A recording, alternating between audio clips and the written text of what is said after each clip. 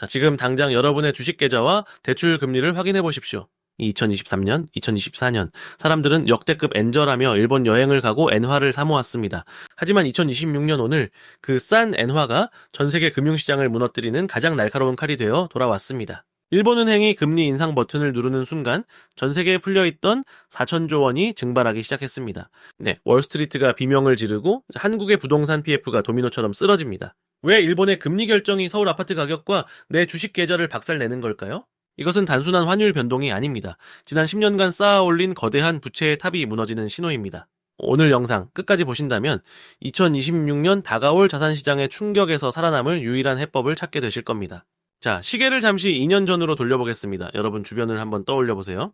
친구도, 직장 동료도, 심지어 뉴스에서도 엔화가 싸다며 환전을 하고 일본 주식에 투자했습니다. 엔화 예금은 안전자산이라며 수조 원이 몰렸고 엔화로 미국 국채를 사는 상품도 불티나게 팔렸죠. 이 현상의 본질은 무엇일까요? 바로 엔캐리 트레이드입니다. 쉽게 말해 이자가 0%에 가까운 일본에서 돈을 빌려 이자를 많이 주는 미국이나 한국 자산에 투자하는 것을 말합니다.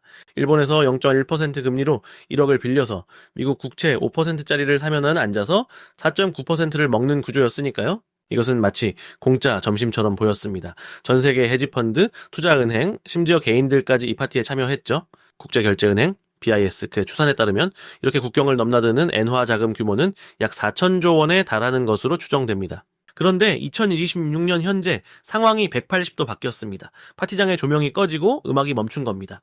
일본은행 BOJ 물가 상승과 임금 인상을 이유로 기준금리를 1%대까지 끌어올렸기 때문입니다. 금리가 오르면 어떤 일이 벌어질까요? 빌린 돈을 갚아야 하는 압박이 시작됩니다.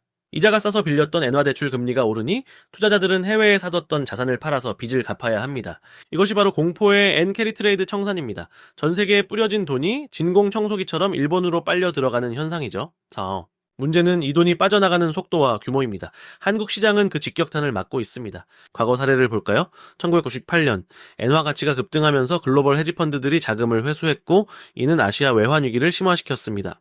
2008년 글로벌 금융위기 때도 마찬가지였습니다. 리먼 브라더스 사태로 안전자산 선호 심리가 커지자 엔캐리 자금이 급격히 청산됐죠. 당시 코스피는 반토막이 났고 환율은 1,600원까지 치솟았습니다. 엔화가 돌아갈 때마다 신흥국은 피를 흘렸습니다.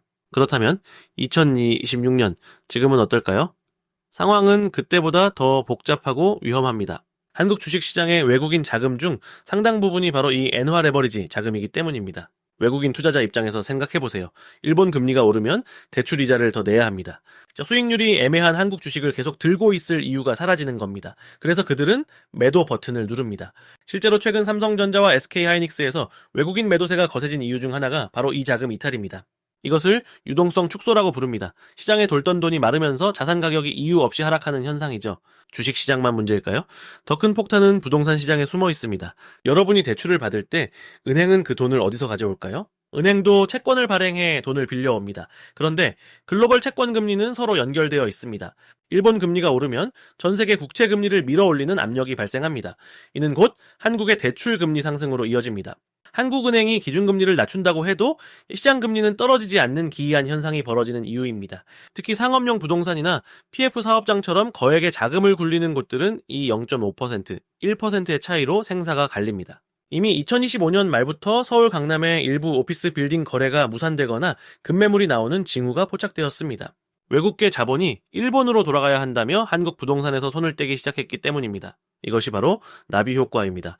도쿄에서의 금리 결정이 서울의 아파트값과 여러분의 주담대 이자를 흔드는 것이죠. 그렇다면 4천조 원의 엔캐리 자금 중 얼마나 많은 돈이 실제로 빠져나갈까요? 골드만삭스와 같은 글로벌 투자은행들은 급격한 청산보다는 점진적인 축소를 예상하기도 했습니다. 하지만 시장은 언제나 예상을 빗나갑니다.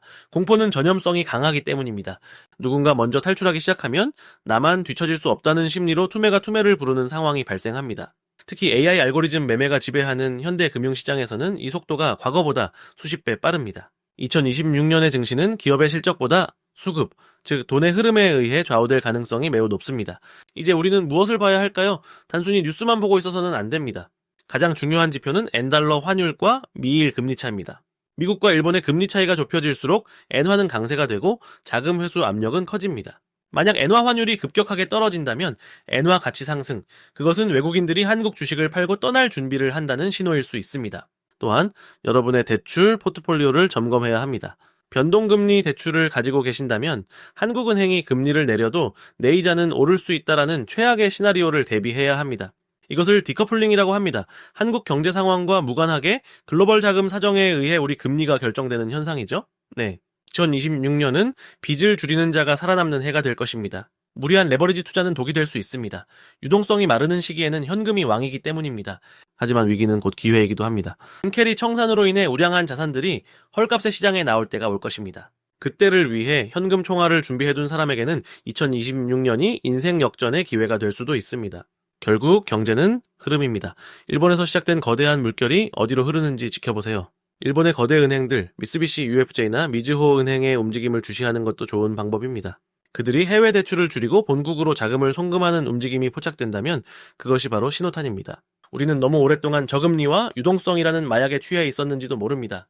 이제 그 치료 청구서가 날아오고 있습니다. 일본어로 쓰인 청구서가 말이죠. 하지만 두려워할 필요는 없습니다. 흐름을 알고 대비하는 자에게 공포는 없습니다. 오늘 이야기를 정리해보겠습니다. 첫째, 일본의 금리 인상은 전 세계 4천조 원 자금의 대이동을 촉발합니다. 둘째, 이 과정에서 한국 주식과 부동산 시장에 외국인 자금이 이탈하며 충격을 줄 수 있습니다. 셋째, 한국은행의 정책과 무관하게 대출 금리가 오르는 디커플링 현상에 대비해야 합니다. 여러분의 자산은 이 거대한 파도 앞에서 안전한가요? 지금이라도 포트폴리오를 점검하고 불필요한 부채를 정리하는 것이 2026년을 생존하는 첫걸음입니다. 경제 드라이브는 앞으로도 이 거대한 자금의 흐름을 가장 먼저 포착해 여러분께 전달해 드리겠습니다. 일본의 움직임이 심상치 않다고 느껴지신다면 지금 바로 구독과 좋아요를 눌러주세요. 여러분의 작은 관심이 위기 속에서 기회를 찾는 나침반이 될 것입니다. 다음 영상에서도 여러분의 지갑을 지키는 중요한 인사이트로 찾아오겠습니다. 지금까지 경제 드라이브였습니다. 감사합니다. 자, 마지막으로 팁 하나 더 드리자면 일본 엔화 ETF의 변동성을 체크해보세요.